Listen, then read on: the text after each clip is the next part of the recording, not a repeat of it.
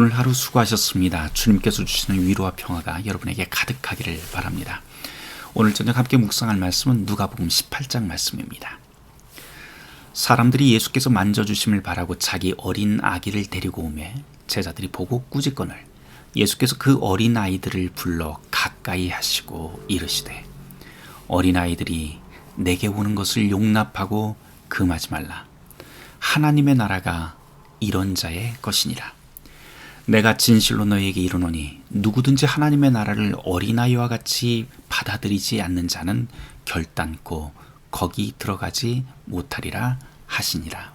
아멘. 5월 5일 어린이날입니다. 아동문학가였던 방정환 선생님이 어린 아동들도 하나의 온전한 인격체로 되어야 된다라고 하는 취지로 어린이라고 하는 말을 사용했다고 합니다. 그 후로부터 조금 지나서 1927년부터 이 어린이날이 제정되었다고 해요. 사실 어린이는 어른에 비해서 작고 약하지요. 그래서 인류 역사를 보면 어린이가 온전한 인격으로 대접받은 건 사실은 그리 얼마 되지 않은 것도 사실입니다.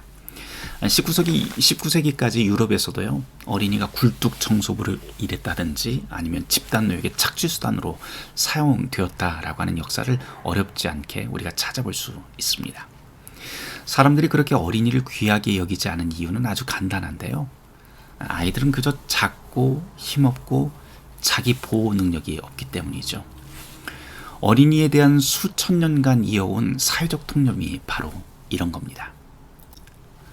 그럼에도 불구하고 이미 2000년 전 어린이를 온전한 인격체, 하나님 나라의 백성으로 귀하게 여겼다는 이 성경 말씀은 매우 놀랍습니다. 어린이가 주님 곁에 오는 것을 막지 말라고 하는 말씀, 하나님 나라가 어린이 같은 사람에게 주어진다고 하는 예수님의 이 말씀은 이 말씀을 우리에게 비춰봅니다.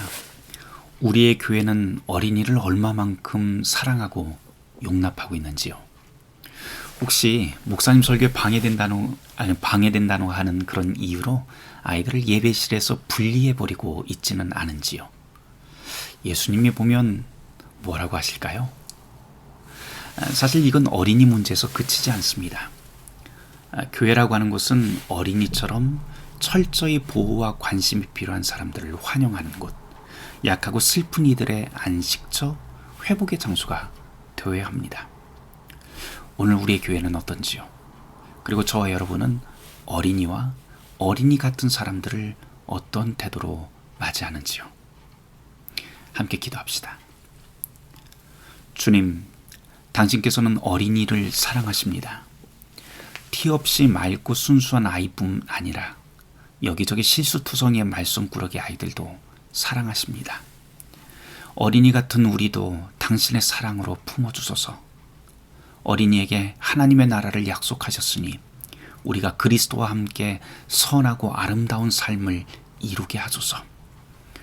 혼란스럽고 문제 많은 세상, 슬픔과 눈물이 마르지 않는 우리의 세계를 불쌍히 여기소서. 하나님의 선하신 뜻과 계획이 우리의 희망입니다. 우리가 그 자리에 서 있게 하소서. 예수님 이름으로 기도합니다. 아멘.